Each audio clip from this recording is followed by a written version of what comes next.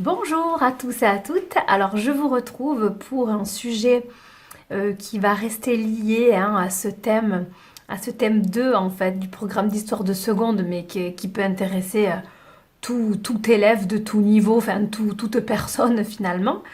Euh, donc on parle forcément un petit peu d'esclavage dans ce thème-là et de ce rapport de domination qui se met en place. Et moi, je voulais vous parler en particulier des sources qui sont issues de la tradition orale africaine. Voilà.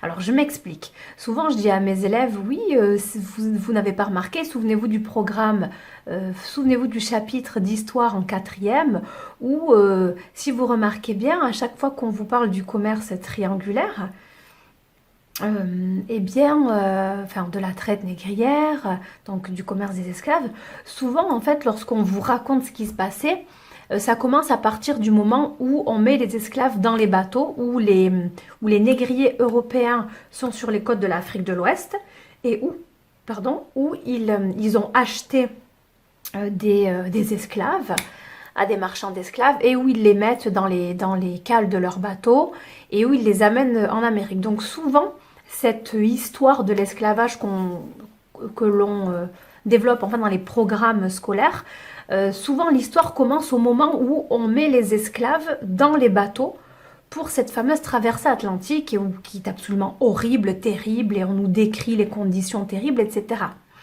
Et donc très souvent je leur dis, mais attendez là, ça ne vous intéresserait pas quand même de savoir ce qui se passait avant? Est-ce que vous n'aimeriez pas savoir quand même ce qui se passait en Afrique même avant que ces individus africains soient capturés et vendus et mis dans les bateaux? Est-ce que vous n'aimeriez pas savoir quand même ce que c'était que d'être un Africain qui vivait en Afrique de l'Ouest ou en Afrique centrale, les deux régions vraiment d'où ont été le plus ponctionnés les esclaves? Voilà, ça ne vous intéresserait pas de savoir quand même ce que c'était que d'être un Africain pendant tous ces siècles, on va dire 16e, 17e, 18e, 19e, pendant tous ces siècles de commerce des esclaves, qu'est-ce que c'était que d'être un Africain qui vivait en Afrique et qui du coup pouvait être capturé à tout moment? Évidemment, mes élèves me disent toujours, bah oui, bien sûr qu'on aimerait bien savoir, etc. Et là, je leur dis, eh bien pour ça, c'est vrai que les historiens vont puiser dans des sources historiques qui sont peut-être un petit peu moins connues du grand public, dans des sources historiques qui relèvent de la tradition orale. Et donc la tradition orale, je leur demande ce que c'est. J'ai souvent, mes élèves m'épatent très souvent et savent souvent me dire, ben, la tradition orale, oui, ce sont des contes, des histoires qui sont transmises de génération en génération par par le verbal en fait, par l'oralité. Donc oui, c'est ça. Et donc on a des historiens qui, pour essayer de comprendre ce que c'était que de vivre, d'être un Africain qui vivait en Afrique pendant tous ces siècles du commerce des esclaves, sont allés collecter des informations provenant de cette tradition orale. Souvent, la tradition orale, ce sont à l'époque les griots. Les griots, c'est comme une sorte de catégorie sociale et de métier qui était développé en Afrique de l'Ouest. Les griots existent toujours aujourd'hui, sauf qu'aujourd'hui, c'est plus le même métier.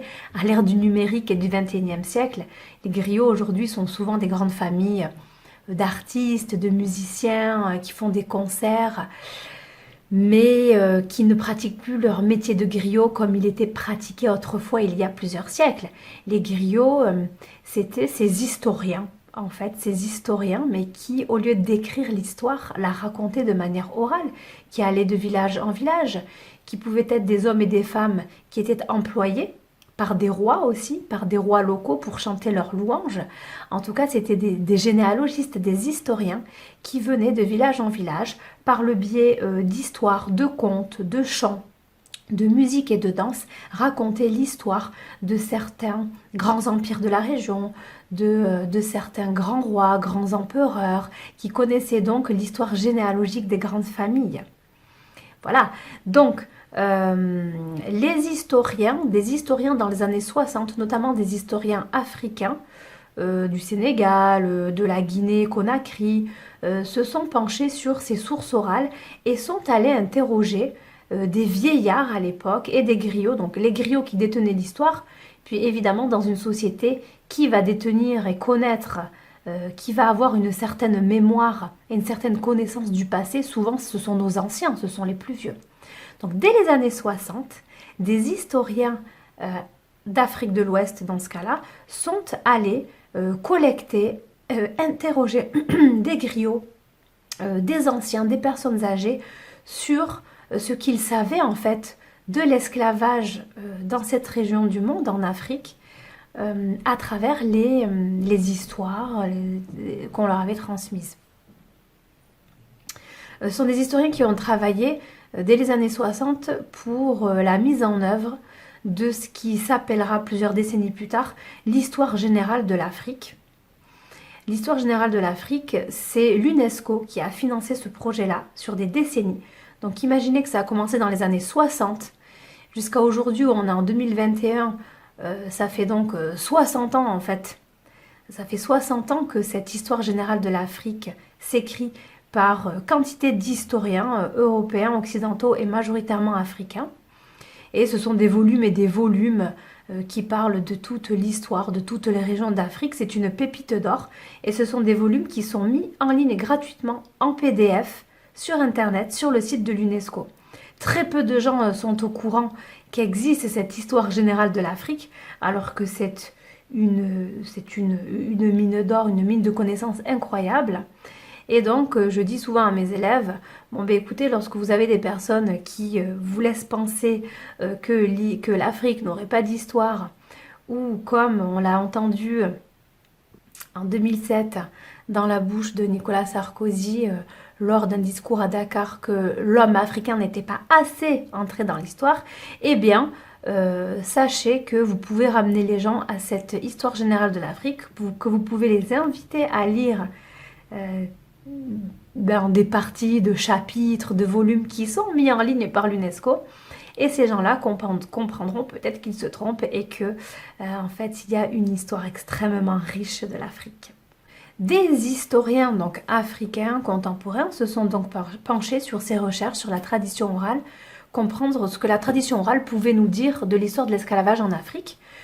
Vous avez par exemple le professeur, donc je le cite, Djibril Tamsir Niané, ou bien Mbaye Gueye, donc ils sont des professeurs souvent du Sénégal, enfin dans ce cas-là en tout cas du Sénégal ou de la Guinée-Conakry, qui travaillent ou travaillaient à l'université Cheikh Anta Diop de Dakar par exemple, et qui nous disent un tas de choses hyper intéressantes sur l'esclavage grâce à la tradition orale, grâce aux vieillards, aux griots qui leur ont raconté ce qu'ils savaient de l'esclavage. Et ben voilà, ce qu'on découvre avec mes élèves très souvent, c'est que c'était absolument terrible, évidemment, d'être un Africain de l'Ouest ou d'Afrique centrale pendant ces siècles de commerce négrier, que les gens vivaient dans la peur, qu'il y avait une démoralisation psychologique, exactement comme les historiens le démontrent pour les populations amérindiennes d'Amérique. Et bien là, à travers la tradition orale, on voit que les populations étaient atteintes psychologiquement, que l'on vivait dans la peur, que l'on pouvait, en tant qu'Africain, se faire capturer à tout moment par des coupeurs de route. On pouvait être attaqué à tout moment dans son village, que cela a eu un impact donc sur la psychologie des gens, qu'il y a eu une perte de confiance en l'humanité, une perte de confiance en soi, qu'il y a eu un véritable changement dans les modes de vie, que les populations africaines ont d'une certaine manière abandonné l'agriculture, qui sous-entendait qu'on vivait de manière sédentaire dans un village et qu'on cultivait son champ. Mais vous imaginez bien que lorsqu'on est en plein milieu de son champ, on est une cible complètement vulnérable pour les guerriers, les cavaliers, hein, puisqu'on les appelait la période des grandes chevauchées. Les vieillards parlent de cette période des grandes chevauchées, des cavaliers qui arrivent et qui vous attaquent dans les villages, qui mettent le feu, qui vous enlèvent évidemment, puisque vous êtes destiné à être vendu en tant qu'esclave, qui mettent votre village à feu et à sang. Donc les populations, petit à petit, ça c'est tout ce que nous dit la tradition orale, je vous le résume. Petit à petit, les populations se sont mises à vivre plus en lisière des forêts, au bord des forêts, pour pouvoir rapidement s'y réfugier s'ils voyaient des ennemis qui venaient les attaquer. Petit à petit même, ils ont été tellement traumatisés par les attaques de villages, par les enlèvements pour ceux qui survivaient, que petit à petit, l'histoire, la tradition orale et les historiens nous rapportent que les populations d'Afrique de l'Ouest, petit à petit, sont allées vivre même dans des lieux plus hostiles, dans les forêts, dans les bois. Pour l'Afrique de l'Ouest, dans la mangrove, vous savez, les marécages, cette végétation hyper humide d'une eau un petit peu stagnante, pardon, basse, avec une végétation très filandreuse, des racines très humides, beaucoup de moustiques, très boueux. C'est aussi beaucoup comme ça sur les côtes de l'Afrique de l'Ouest. Et donc, il y a plein de populations qui ont fait le choix d'aller vivre dans des lieux comme ça, assez hostiles, un peu reculés, difficiles d'accès, avec des végétations hyper denses pour se protéger des attaques. Et ils ont recréé des petits hameaux un peu dispersés dans la forêt ou dans des lieux plutôt marécageux, etc. Voilà, je pense que c'est la principale chose à retenir.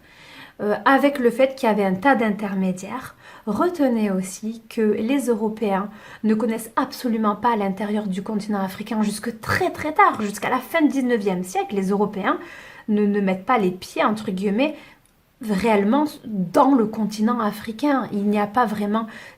voilà, ça arrive très tard, ça. Au 16e, 17e, 18e, les Européens qui achètent les esclaves restent sur les côtes de l'Afrique. Ce ne sont pas eux qui vont directement capturer des individus pour les faire devenir des esclaves.